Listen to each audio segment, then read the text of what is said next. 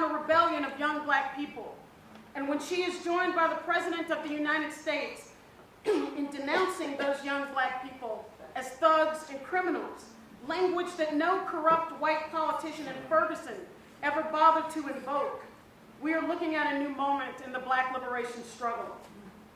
Why now? Why is this happening now?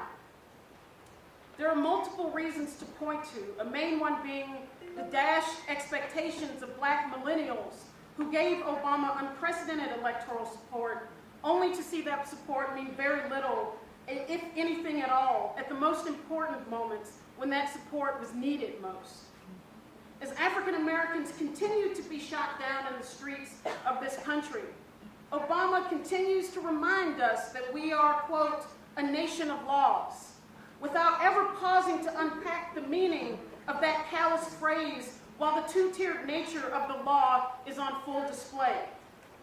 Black rebels in Baltimore are tear-gassed and jailed while in martial law-like conditions are imposed on black neighborhoods. And meanwhile, blocks away, white people were allowed to move freely while the police ignored enforcement of the curfew in white neighborhoods. But perhaps the most troubling aspect of the claim that we are a nation of laws is the way that police are allowed to murder and maim with impunity, while black people in particular are warehoused in prisons, hounded by law enforcement, and forced to live under police state-like conditions.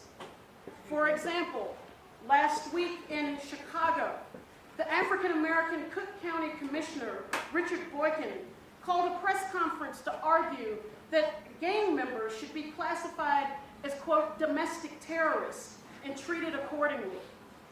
At his press conference, he said, quote, these dedicated groups of individuals, gang members, some black, some Hispanic, are destabilizing our community, and we must put an end to it, or else this violence will put an end to us. But if we were to apply the same standard or law to policing, it would be difficult to distinguish where policing ends and domestic terrorism begins. Consider this. On March 2nd of this year, President Barack Obama's task force on 21st century policing delivered their findings after 90 days of investigation. There were a number of things in the findings of the report, some of which were useful, some of which were not. One could say many things about it.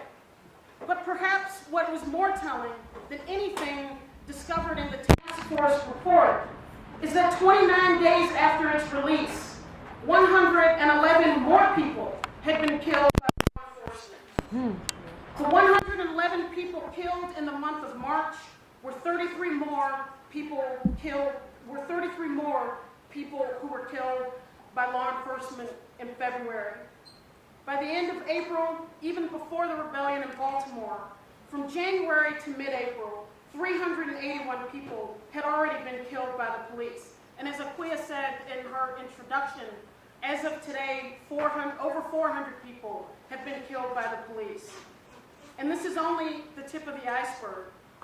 Although the United States government can tell you how many children die from the flu each week, they can tell you how many eggs a hen lays in a given month.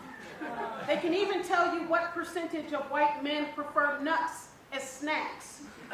They cannot tell you how many people the police killed in a given day, week, or month.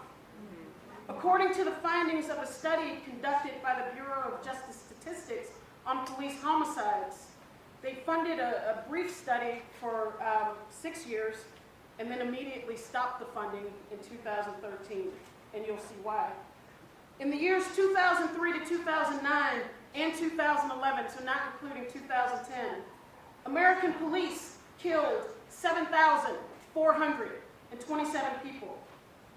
According to Killed by the Police, a website, an independent website, from 2013 to 2014, when the federal government stopped counting, they have calculated that the police have killed more than 2,000 people. So we're looking at roughly in a 10-year period, the U.S. police in different localities have killed upwards of almost 10,000 people, 9,500 people. That is an average of 928 people a year. Consider that 58 American soldiers were killed in Iraq last year, or that 78 people were killed by law enforcement in Canada in 2014, or that from 2010 to 2014, police in England killed 4 people. In Germany, the police killed no one in 2013 and 2014. In China, with a population 4.5 times the size of the United States, the police killed 12 people in 2014. And this is only a fraction of what we know. There are 18,000 police departments in the United States, and only 1,000 of them bother to report to the federal government how many people they killed. So that original 7,400 number is based on the reportings of only 1,000 police departments.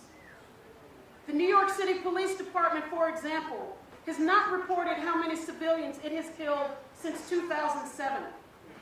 The state of Florida does not report at all. So we have a very limited view of the extent of police homicide in the United States. And because of the lack of consistent tracking, we have no idea what proportion of those deaths are incurred by African Americans or Latinos. But we do know that African Americans endure disproportionate numbers of encounters with the police, and thus we can assume that the vast majority of those being killed are black or brown. The last point is that it's difficult to know whether these numbers are consistent or whether or not they're getting worse. But what we do know is that the multiplying powers of the police, their unfettered access to military-grade weaponry, and the growing criminalization of poverty in this country, including the use of fees and fines as a means of raising municipal revenue, thrust growing numbers of black people and brown people into encounters with the police.